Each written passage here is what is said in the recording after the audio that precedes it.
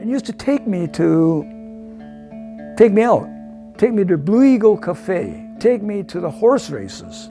He would use this bamboo back scratcher, but I would offer to do it for him. So I would form my hands in the shape of the back scratcher. The Bachelor men took us out to the theater, the Beacon Theater, where they had the circus and vaudeville and comedy and burlesque. Well, they were always kind, they were always honest. When I would encounter them, if they would talk to me, it would be really a special thing for them because they didn't have families, they didn't have children, they didn't have grandchildren. They had very few opportunities to talk to kids. They would sometimes give me advice or tell your father to teach you this. They were kind of like uncles. They would take that role.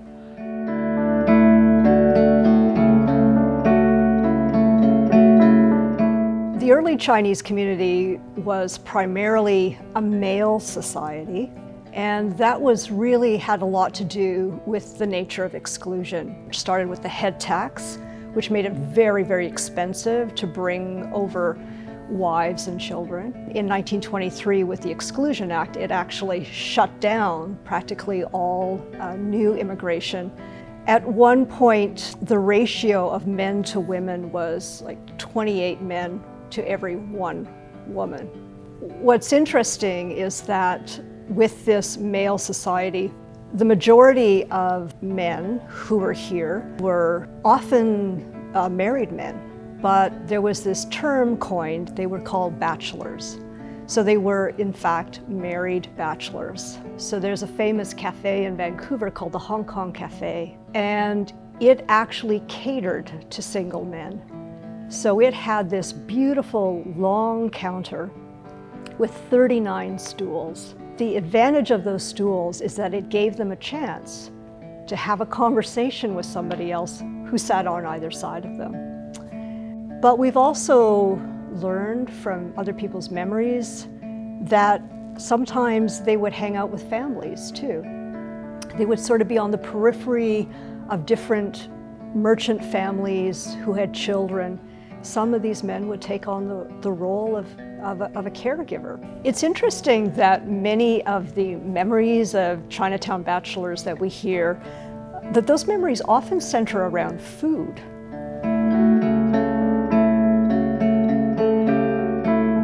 But Chinji used to drop in and used to take me out, take me to Blue Eagle Cafe, sit at the counter, and he introduced me to custard pie. I said, wow, of course in China, at home I only have rice 3 times a day. I thought, wow, this is great. And he'd sit there and have coffee. Then he'd take me to the horse races. There wasn't very much in the way of entertainment in those days, and so we'd go to the horse races. He never gambled. We just sat on the grass, and anytime the bugle sounded, we'd go and look at the horse, and they'd march around, and then they race. I remember that he would come visit us at our laundry, and sometimes he helped out. And he brought Crispy Crunch chocolate bars for all 3 kids. He always had something for all 3 of us. During Chinese New Year, the bachelor men would get together and cook a special meal, maybe like braised duck and chicken and fish. And then they would also give us lycee, which is little packets of money wrapped in red paper. They didn't have any children, so they treated us as their children. Very kind and generous to us. And they also took us to BC Royal for coffee and pastries, and we just loved it because we didn't get that type of stuff at home. Then they would take us to the Model Cafe on Hastings Street and have, they call it an English meal, where we had soup and the main course and a dessert, like pudding or something. And that was a real treat for them and also for us.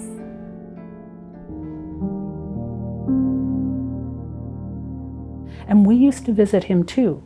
At his home, what I realized was it wasn't a house, but it was a room. And now in my adult years, I equate it to being a rooming house. And we would go up these stairs, at the end of the stairs where there was the floor, I remember seeing all these doors. And then I noticed that there were these men walking by, and some would sneak a peek, and then others just walked by. So I didn't know why they were all there, but I remember feeling that they were kind of sad. There was a sense of sadness there.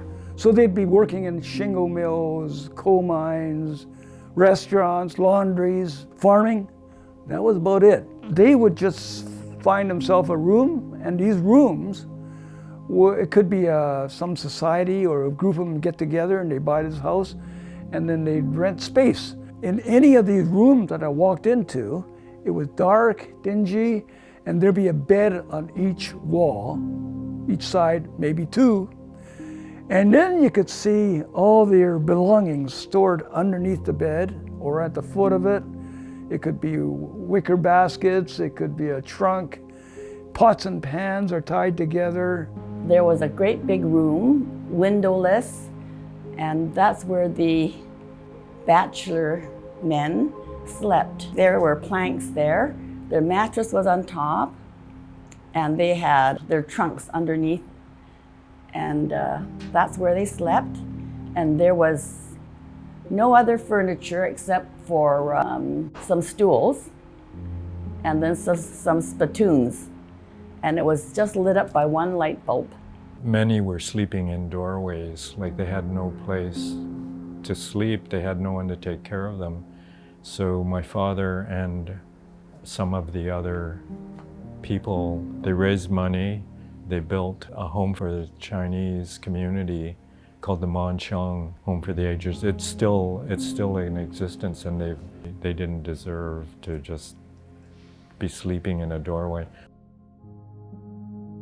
Back in those days, 15 or 20 or 30 men would pool their funds and buy a house, and they would share this house jointly. The thing these men feared the most was that if one of them should die in the house, because then there might be a ghost, people would be afraid to move in. When somebody got sick in that house or in that rooming house, these men were also afraid of dying, but in a different way.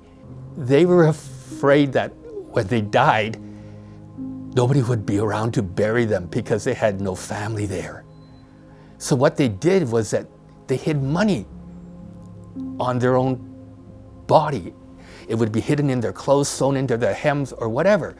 Eventually, when these men did pass away and they changed the man's clothing, search their clothing very carefully to find out if there was any money hidden there. And if there was, they'd put it aside, contact the house where they had lived, or the clan association or the locality association, and say, well, so-and-so has passed away, but don't worry. He left behind money for his own burial. He enjoyed taking me out, he enjoyed so on. Now I know why. There was no family life for any of these guys. They had no wives, they had no kids. And I can understand why he enjoyed taking me out. A lot of these men had worked their whole lives, and they never were able to form families.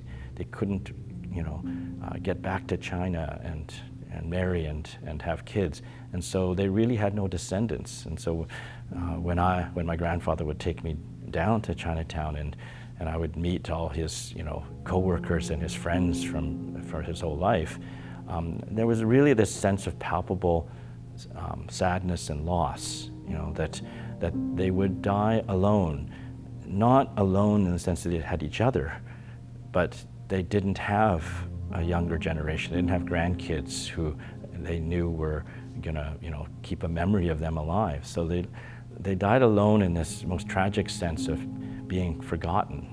What's sad in so many ways is that when we talk about the Exclusion Act and how it impacted the despair and misery that it caused the Chinese Canadian community, it's these men who paid the greatest price for what happened.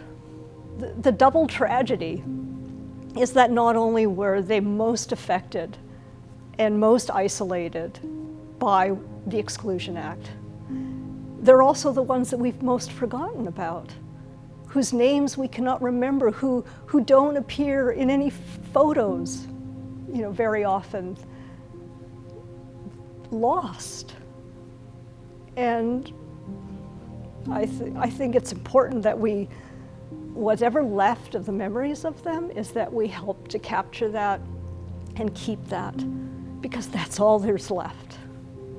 I think the thing to remember is that all of us who are now part of the community with families, younger generation, all of us have family. We take family for granted. I grew up in a family. And I think it must have been very, very difficult in the 1960s when I was on the scene for them to be seeing suddenly these younger generations, the people of the reunified generation, the young men and women who are coming over out of the villages, who are now the new hope of Chinatown, and all the kids. And they had missed out on all of this in the most horrible possible way because of racist laws, because they couldn't find good paying jobs, because they were relegated to seasonal work, because they accepted that reality of Gold Mountain, which was so much more vicious than what was visited on the families that all of us are lucky enough to be descended from.